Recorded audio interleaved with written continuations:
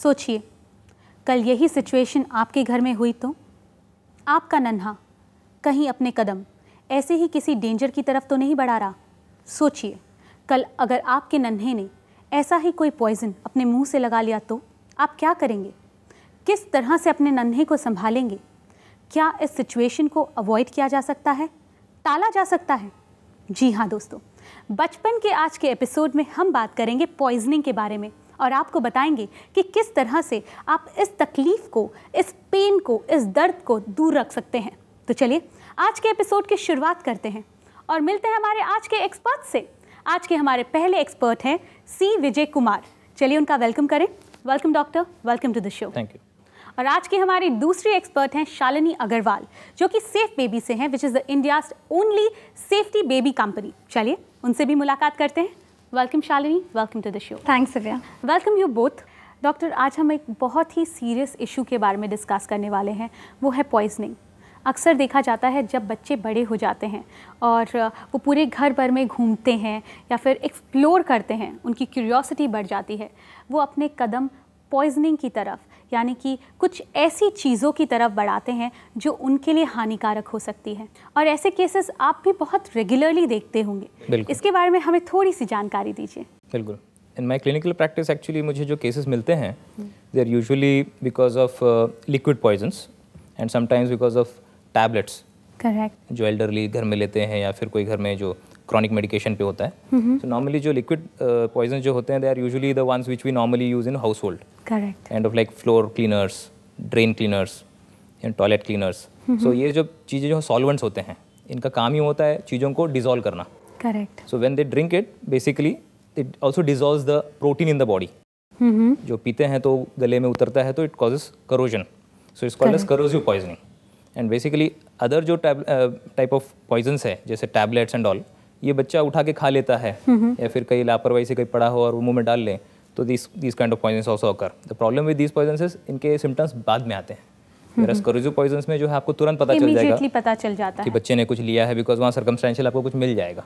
But जैसे दूसरी चीज़ें हैं जैसे टैबलेट्स हैं, इनमें आपको बहुत देर बाद ही पता चल सकता है। सो दोज आर बेसिकली एक और चीज़ देखी जाती है रोडेंट पॉइजनिंग, जैसे आपने रैट पॉइजन रखा है या फिर कॉकरोच को मारने के लिए जो स्प्रेज यूज होते हैं, अक्सर बच्चे उसको भी एक्सपोज हो जाते हैं and then it results into a very bad situation.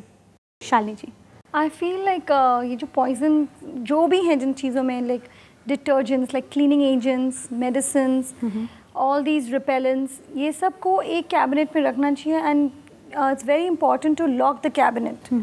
You know, हम लोग अक्सर देखते हैं कि रोज़ सुबह कटका लगता है घर में और उसके लिए हम लोग क्लीनिंग एजेंट डालते हैं उसके अंदर, and these cleaning agents are left on the floor, are left on the bathroom cabinets where the child can easily access it.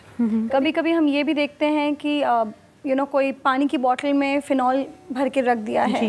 अब जैसे बच्चे को नहीं समझ में आएगा कि इसमें दूध है कि फिनॉल है, and he might try to take it. So I feel like prevention is very important in the case of poisoning. Correct. Like you know, markets में काफ़ी locks available हैं, तो अगर आपके cabinets में ये lock fit होते हैं तो आप प्लीज़ इनको लगा के lock, you know, keep it on a lock and key. Don't use खाने पीने की bottles to store some dangerous stuff. अभी अक्टूबर में ही देखा था हमने कि एक 3 साल की बच्ची एक पिज़्ज़ा स्टोर में गई थी और उसके माता पिता बस बाहर रंगोली देखने के लिए रुके और लड़की अंदर आके उसने कुछ पी लिया जो ज़मीन पे रखा हुआ था।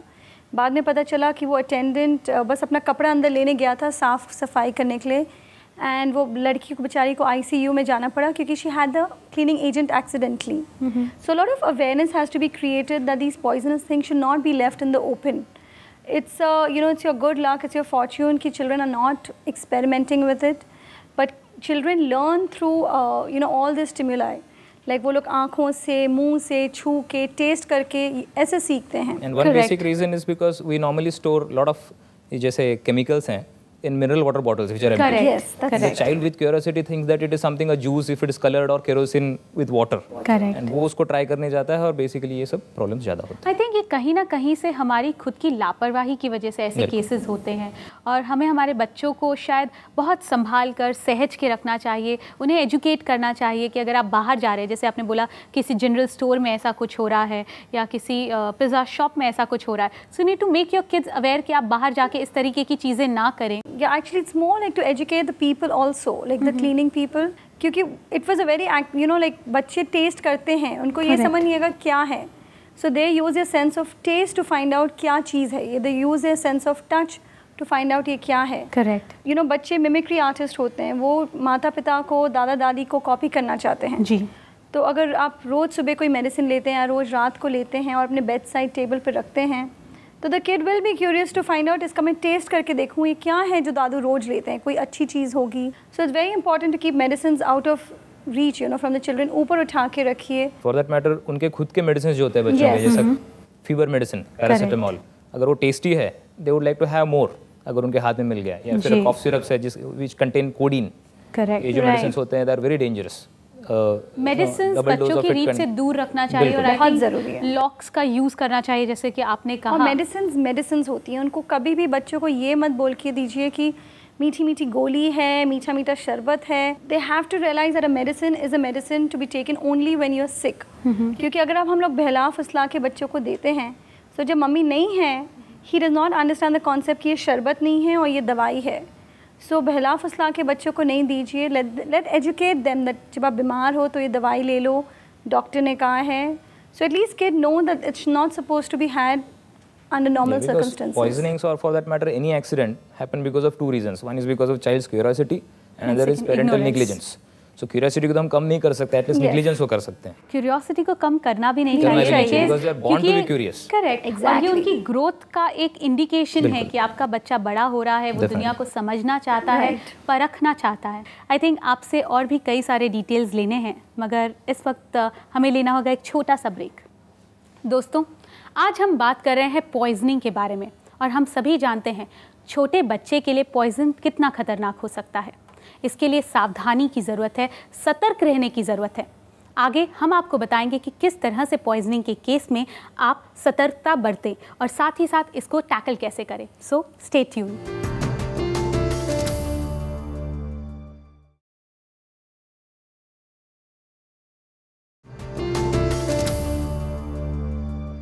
Welcome back after the break. आप देख रहे हैं बचपन, द जर्नी ऑफ चाइल्डहुड, और मैं हूं डॉक्टर दिव्या. दोस्तों, ब्रेक पे जाने से पहले हमने बात की पॉइजनिंग के बारे में और जाना कि किस तरह से छोटी छोटी चीज़ों का ध्यान रखकर हम इतनी बड़ी प्रॉब्लम को सॉल्व कर सकते हैं, आने वाली दुर्घटना को अवॉइड कर सकते हैं. चलिए अब हमारे एक्सपर्ट से जानते हैं कि अगर पॉइजनिंग हो जाती है, अगर आपका बच्चा ऐसी किसी सिचुएशन में फंस जाता है, तो आपके स्टेप्स क्या होने चाहिए, किस तरह से आप अपने बच्चे को सुरक्षित रख सकते हैं.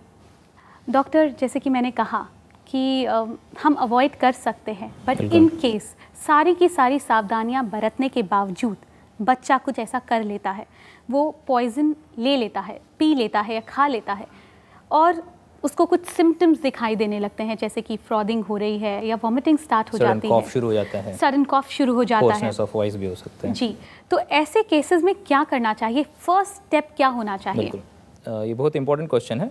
Basically I would like to tell the viewers कि डू नॉट पैनिक. जी. बिकॉज कोई भी इमरजेंसी में एक गोल्डन पीरियड होता है. जी. And in this case the golden period is less than 1 hour. And panic होने से क्या है, टाइम वेस्ट होगा और आपके जो 3-4 स्टेप्स जो आपने करने हैं घर पे before taking to the doctor, वो नहीं हो पाएगा. The first step you have to do is basically remove the child from that situation. उस जगह से आप उसको हटा के उसका मुंह और हाथ धो ले. इससे पहले कि वो रोने लगे और अपने उन्हीं सॉइल हैंड्स आंखों में लगाएं, you have to clean the mouth and the hand of the baby. उसके बाद आप देखें अगर वो कोई कोरोसिव लिक्विड पॉइजन है, अगर कपड़े पे पड़ा हुआ है, तो आप कपड़े निकाल के उसको साफ कपड़े पहनाएं और स्किन के ऊपर से अगर कोई केमिकल है तो वो भी हटा दें. जी. ये होने के बाद में एक बार आपने बच्चे को सेफ कर दिया है, उसके बाद में आप आइडेंटिफाई द कॉजेटिव एजेंट. आपको पॉइजन को आइडेंटिफाई कीजिए. आइडेंटिफाई करके फिर आप उसको कितना उसने लिया है क्वांटिटी, वो असेस कीजिए. बिकॉज आगे का मैनेजमेंट जो है, वेदर इट्स एग्रेसिव और not, depends on the quantity of the injection of the poison. So ये 2 चीज़ करने के बाद में अपने डॉक्टर को फ़ोन कीजिए. Don't try to make the child vomit. Correct. Induced vomiting जो है हर केस में नहीं किया जाता है, नहीं होता, बिकॉज डिफरेंट पॉइजन्स में डिफरेंट ट्रीटमेंट होता है. So it's very dangerous to induce vomiting in few poisons like kerosene हो गया या फिर corrosive poisons like acid, alkali, इनमें बिल्कुल वॉमिटिंग नहीं किया जाए. Ask your doctor and as per his advice you have to do the next procedure. ये याद रखें कि बच्चे को विदिन 1 आवर आपको हॉस्पिटल ले जाना है. जी. बिकॉज कुछ प्रोसीजर्स होते हैं, जैसे आप जब ले जाते हो तो डॉक्टर एक छोटी सी नली डाल के वो पॉइजन को निकाल सकते हैं. स्टमक क्लीन करना है. So it has to be done only within 1 hour of the golden period. अगर वो टाइम क्रॉस हो जाता है so it can not be done. So इसलिए वो बहुत ज़रूरी है. And at the same time don't forget to carry the poison along with you when you are going to the hospital. Okay. Because वो उसके ऊपर जो नाम लिखा रहेगा डॉक्टर को तभी पता चलेगा आप लेके जाएंगे और उसका ट्रीटमेंट भी उससे उसी फास्ट हो हिसाब सकता से है. होगा. बिल्कुल. बहुत इम्पॉर्टेंट पॉइंट्स आपने बताए हैं और आई थिंक दोस्तों आपने ये सारे पॉइंट्स अच्छे तरह से नोट कर लिए होंगे कि 3 स्टेप्स हैं. पहले बच्चे को उस पर्टिकुलर एरिया से निकालें, उसके हाथ मुंह धुलाएं ताकि वो अपने आँखों को या फिर किसी भी तरीके से अपने किसी और बॉडी पार्ट को डैमेज ना करे. फिर अगर ये एसिडिक है, अगर समझ लीजिए एसिड्स उसने अपने ऊपर डाल लिए हैं तो उसके कपड़े बदलवाए, क्योंकि हो सकता है कि वो अपने पूरे शरीर को हर्ट कर सकता है. उसके बाद में जल्द से जल्द उसे डॉक्टर के पास लेकर जाएं ताकि डॉक्टर उसका स्टमक क्लीन कर सकें. एंड ऑलवेज डोंट फॉरगेट कि आपको जो पॉइजन उसने लिया है उसको साथ में कैरी करना है ताकि डॉक्टर अपना लाइन ऑफ ट्रीटमेंट डिसाइड कर सके. In panic situation, nothing clicks in your mind. Remember the word click. Correct. Click is first CL is for clean the child. Correct. I is identify the poison, and last C is call the doctor, and the K is basically for know the poison. अगर नहीं तो आप poison bottle खुद साथ में लेके चले जाएं. So ये 4 steps जो है आपको हमेशा याद रखने पड़ेंगे. That's a very nice way of remembering click. I think one click or remembering this particular word can actually save your child from a very dangerous situation. Also, Divya, I would like to add that there's a number which, I mean, the first call of action is to call your pediatrician. But if he's not available, there is a number which is approved by the WHO. So these are the poison 24 control hours numbers. helpline. Yeah, so you can call up that number in case you're not able to reach your pediatrician or you're not able to get the help on time. Because treatment of poisoning starts on the phone. Correct. Yes. So you have to take step by step guidance कि क्या करना है, किस चीज़ में क्या नहीं करना है, वो भी important हो जाता है. ज़रूरी है. So ये नंबर पे आप फ़ोन करके पता कर सकते हैं it's step very by step. important to Before you share. reach the hospital, you can actually start the treatment at home itself. Yeah. Doctor and Shalini, अब वक्त हो गया है हमारे व्यूअर क्वेश्चन का. आइए देखते हैं कि उनका क्या सवाल है. हाय, मेरी 2 साल की बेटी है और उसे हमेशा आदत है कुछ ना कुछ मुंह में डालते रहने का. तो मुझे हमेशा एक डर लगा रहता है कहीं उसे पॉइज़न ना हो जाए. So I just wanted to know कि what are the symptoms of poisoning, और अगर उसे कभी उसने कुछ मुंह में डाल दिया, उसे पॉइज़न हो गया, तो मुझे कितनी देर में पता चलेगा कि she is in trouble. I think ये सवाल हर एक माँ, हर एक पिता और हर एक केयर टेकर के मन में उठता होगा कि आखिर सिम्टम्स एग्जैक्टली क्या होते हैं और क्या ऐसा हो सकता है कि बाद में, मतलब थोड़े दिनों के बाद में उसका असर दिखाई दे, या कुछ देर की, जैसे आपने बोला 1 घंटा, बट हो सकता है कि कुछ घंटों के बाद में उस चीज़ का असर दिखाई दे. डॉक्टर प्लीज़ इसका जवाब दीजिए. कुछ पॉइजन्स ऐसे होते हैं जिनके असर कई घंटों बाद या कई दिनों बाद भी पता चलते हैं. जैसे नैफ्थलीन बॉल हो गया, केरोसिन पॉइजनिंग हो गया. बच्चा भले ही आपको तंदुरुस्त लग रहा हो, जब आपने डॉक्टर के पास ले गए, डॉक्टर ने आपको बोला एडमिट करना है, लेकिन पेशेंट्स के पेरेंट्स बोलते हैं कि बच्चा तो अच्छा लग रहा है, why should we need to admit him. Actually इनके सिम्टम्स कभी कभी 2-3 दिन बाद पता चलते हैं. So it's always better to keep the child under observation. अगर डॉक्टर ने आपको सलाह दी है तो you should go by the advice. And दूसरा है कि घरों में भी अगर ऐसे कुछ चीज़ें हैं जिनका मतलब बच्चे ने अगर इंजेस्ट कर लिया है, तो स्पेसिफिकली मैं मेंशन करना चाहूँगा नैफ्थलीन बॉल, बटन बैटरीज जो कि इधर उधर पड़े रहते हैं, जो हमें नहीं दिखते, बट छोटे बच्चों का जब से पिंसर ग्रास्प आता है 9 मंथ्स में, जो 2 उंगलियों से कोई चीज़ पकड़ना शुरू करते हैं, they are able to pick up very small things which can be overlooked by you. आपको नजर नहीं आएंगे लेकिन बच्चों को नजर आएंगे. They are like small detectives. तो उठा के मुंह में डाल लेते हैं, और ये सब जो चीज़ें हैं बाद में प्रेजेंट करती हैं. जी. आपको तुरंत वहाँ कोई एविडेंस नहीं मिलेगा, कोई बॉटल खुला नहीं मिलेगा, कोई लिक्विड पड़ा नहीं मिलेगा, but these are very dangerous things which you should not keep in the house, strewn around.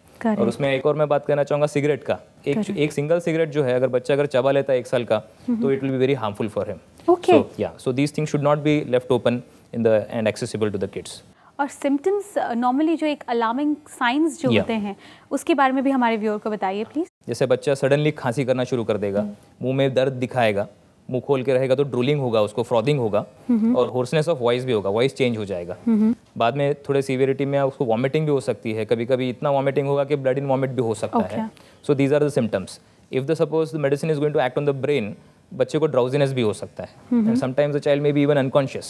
So these are the symptoms. अगर कोई सही सलामत बच्चा जो अगर खेल रहा है और सडनली उसमें कोई चेंजेस आते हैं, you should always suspect poisoning.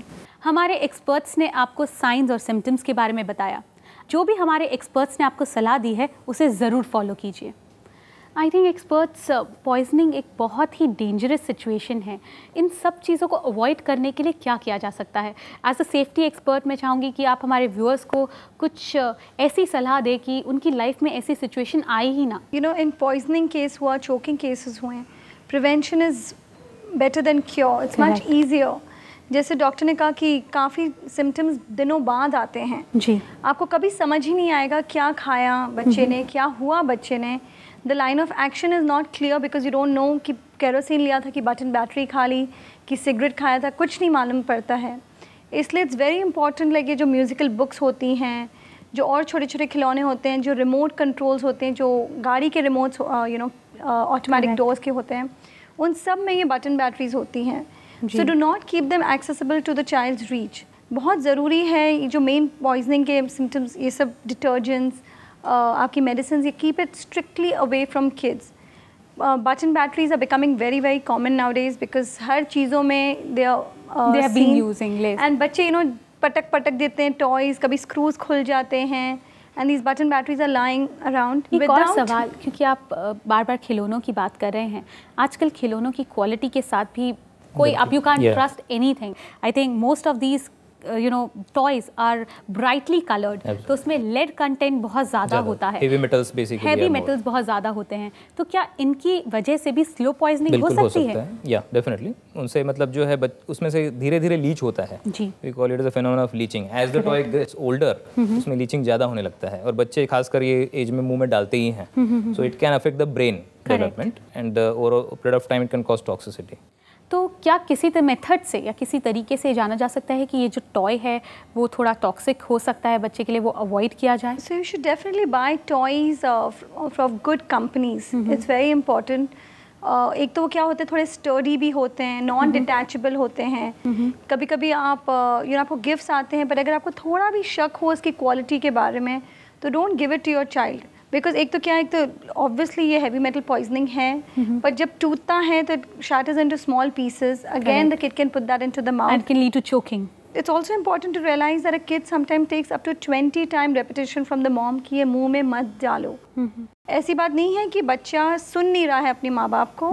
It's just that the brain of the child has not reached that level where एक बार आपने बोल दिया तो वो समझ गया। It takes up to sometimes 12 to 20 times of repeated instruction that the child registers कि अच्छा ये मुंह में नहीं डालना है। So be very careful, do a choke test, like make sure that they cannot choke, they're of good company, they don't have sharp edges, so we can take all these precautions and then give those toys to our child.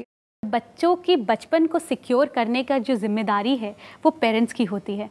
So it's a very difficult task, और आप दोनों हमारी मदद कर रहे हैं उन्हें और ज़िम्मेदार बनाने में, उन्हें अवेयर बनाने में। सो आई नीड टू से you thank you so much. Thanks भैया। अगर आपके पास कोई भी सवाल है, बेझिझक हमें कांटेक्ट कीजिए। हमारा पता है care world, post box number 119999, Azad Nagar post office, अंधेरी वेस्ट, मुंबई 53। आप हमें ईमेल भी कर सकते हैं mail@careworldtv.com पे। हमारी वेबसाइट है www.careworldtv.com। Now it's time to sign off, मगर जाने से पहले आपसे सिर्फ एक रिक्वेस्ट है, अपने बच्चे की हेल्थ को किसी भी चीज़ के लिए कॉम्प्रोमाइज़ ना करें, उसका पूरा ध्यान रखें, क्योंकि उसका आने वाला कल आपके आज की परवरिश पर डिपेंड करता है। So till we meet next, उसका ख्याल रखें, अपना ख्याल रखें, क्योंकि हमें आपकी फिक्र है।